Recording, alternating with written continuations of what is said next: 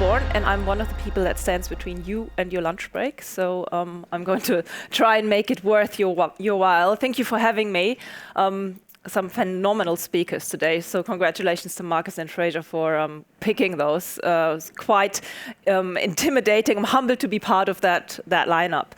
I'm currently the head of global business management at Six Financial Information. I was before 15 years at UBS running strategic projects. So I was head strategic programs, mainly looking at geopolitical topics such as Brexit, the aftermath of the financial crisis, regulatory implementation and such. And usually at these conferences, I would talk about the intricacies of the EU ESG regulatory regime, or I would talk about Brexit and the access to the single marketplace and the problems there are for the financial services industry. Don't worry, we're going to talk about something industry agnostic today. I won't bore you with that. We will talk about systemic problem solving and systemic problem solving for the business world, and we'll also look at some sustainability topics. So there'll be some parallels that you'll see between the presentations we had earlier and this one. So, there we go. We're looking at pivoting in the face of disruption, and why are we looking at sustainability as well?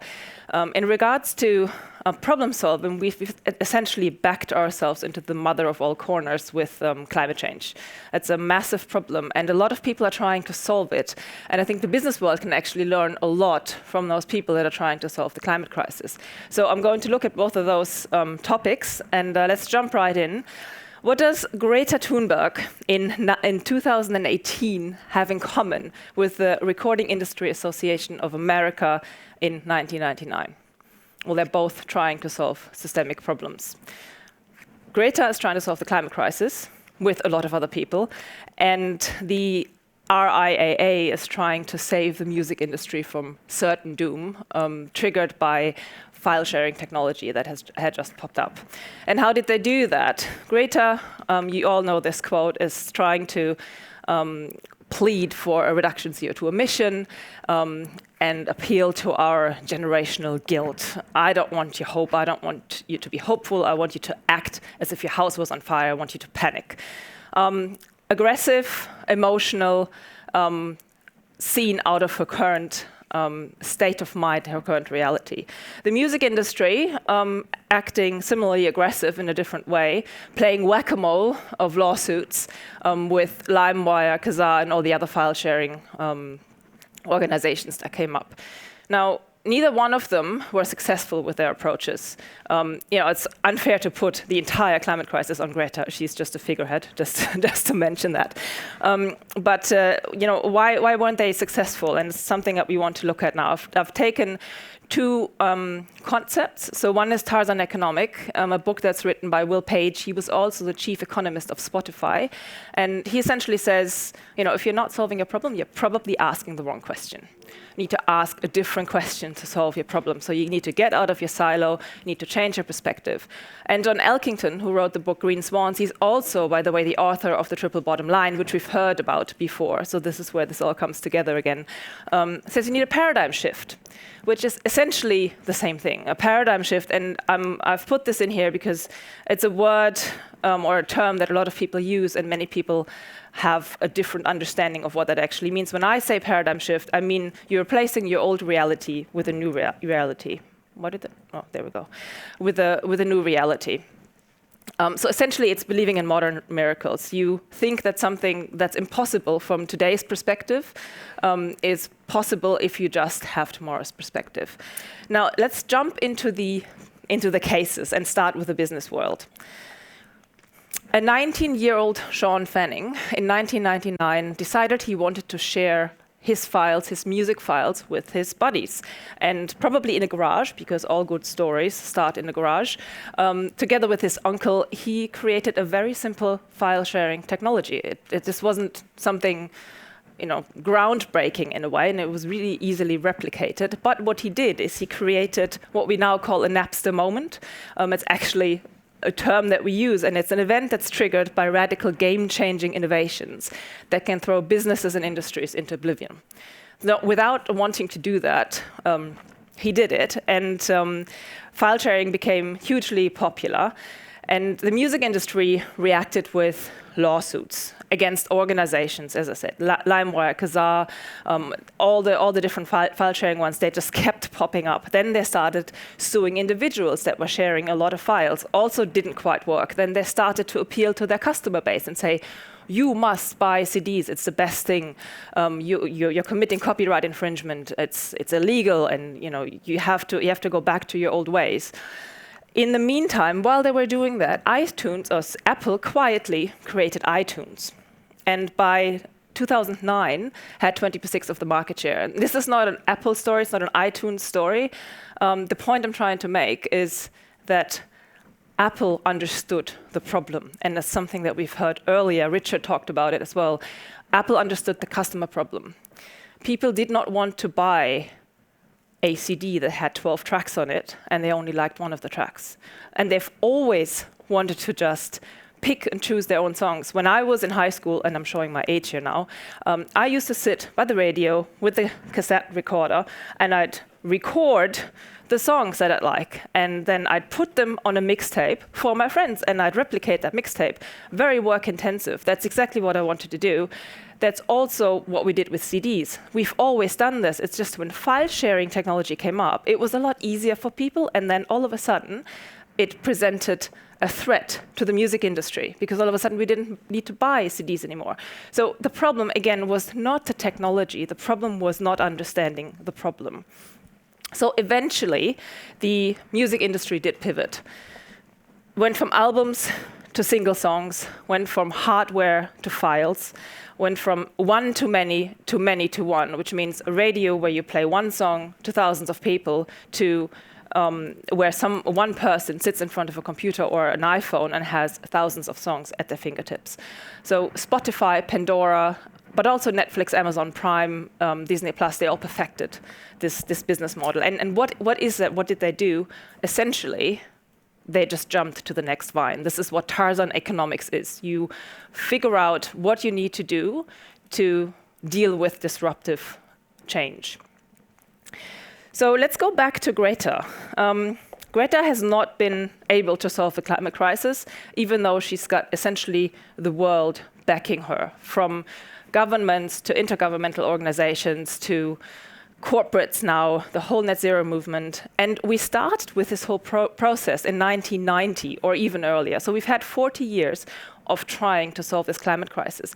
And why haven't we done this? And it's this one added variable that we've also heard about before. It's too complex, right? So people can only hear what they understand. If there's too much information that they can't process, that they can't understand, they can't act. They don't know where to go. And wicked problems are the essential cause of this. And wicked problems are problems that affect millions. They are unprecedented, so we haven't seen them before. They have multiple different causes. They have no single solution, and they're hopelessly interconnected with one another.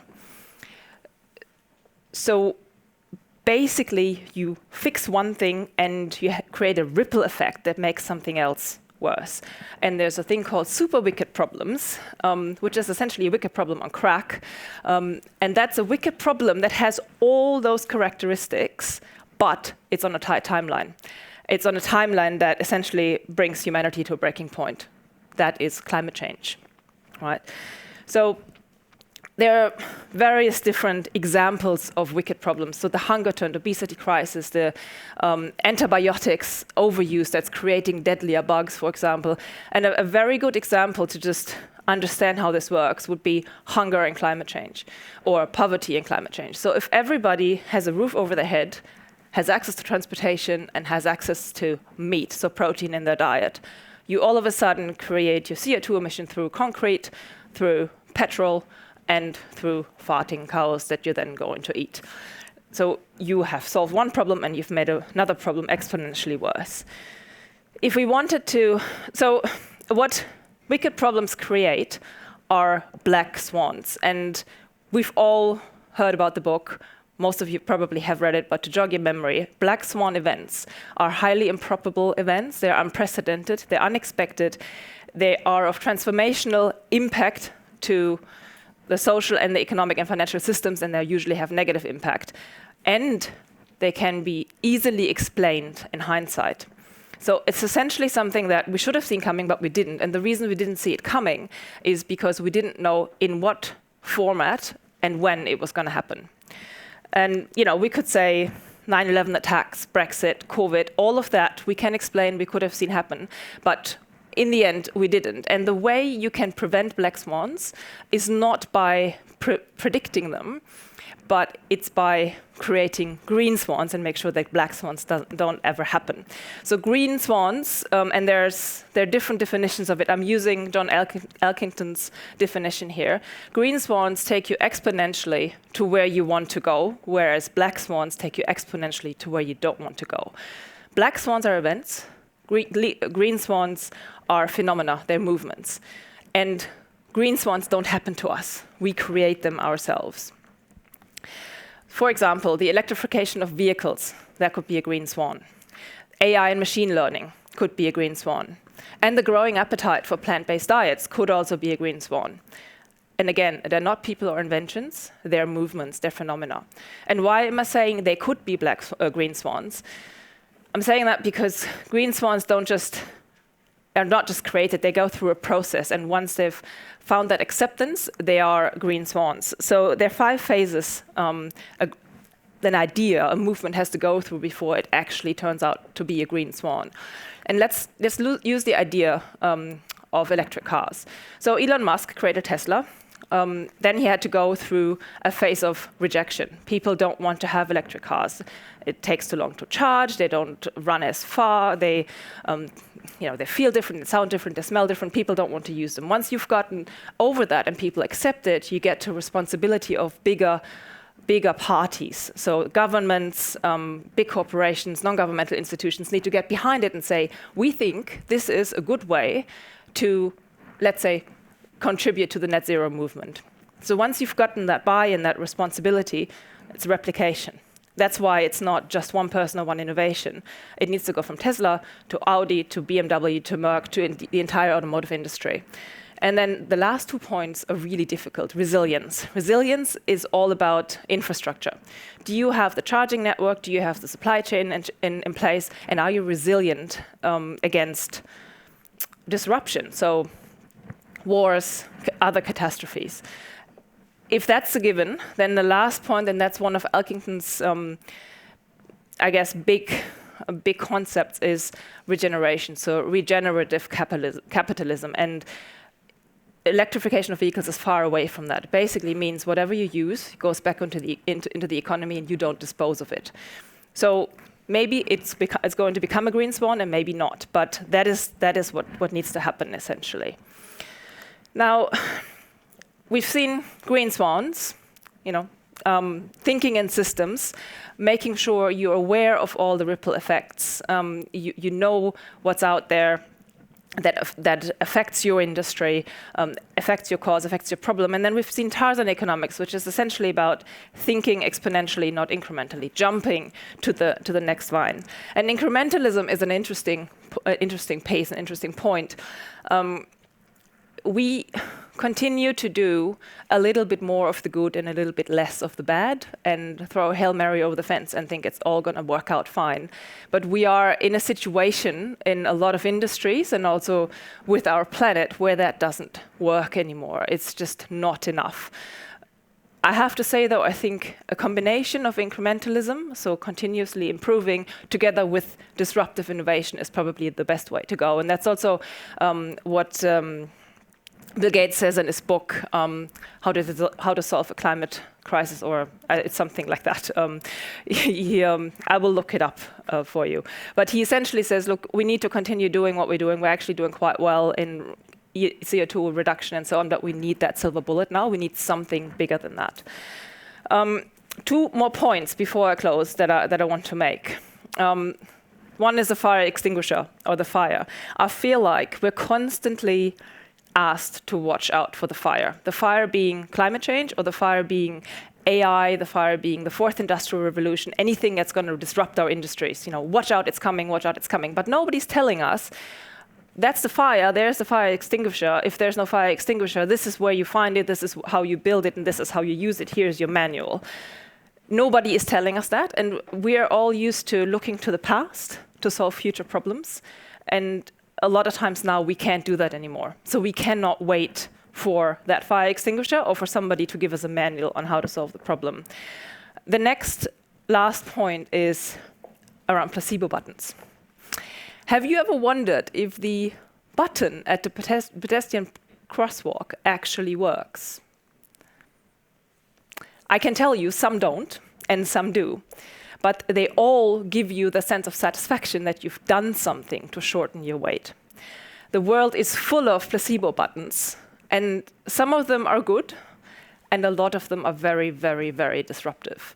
So I come out of the finance industry, and let's take sustainable investing, for example, which is very close to my heart. It's a massive placebo button. The DNA of the financial services industry is to create alpha. And that DNA won't change overnight. We're not geared towards saving the planet, saving children. It's just not what we do. But we want to sell products, so we put a green label on stuff. And I'm not saying all impact investing is greenwashing, but a lot of it is, and a lot of it is accidental greenwashing.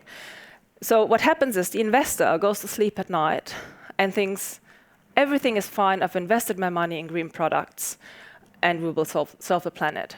When in fact, there's no proof that actually will have an impact, that money is going in the right causes, and that those investments will actually do something. So what that does, it takes the motivation for action out of the whole process. That person thinks they've done something and it's all good, but it's really not. So watch out for placebo buttons. That applies to the industry, to business, just as much as it does to sustainability. Now, coming to the end, if I want you to take 3 things away from this today, the first one is you need to jump. Find your vine and jump to it. If you're stuck, take that risk. The second one is do not die an incremental death. If something's not working, and it's not working, even if you make incremental positive changes, you probably have to do something completely different. And then the last one is the paradigm shift. You need to thrive in tomorrow's reality and not in today's reality. And with that, I'm coming to the end.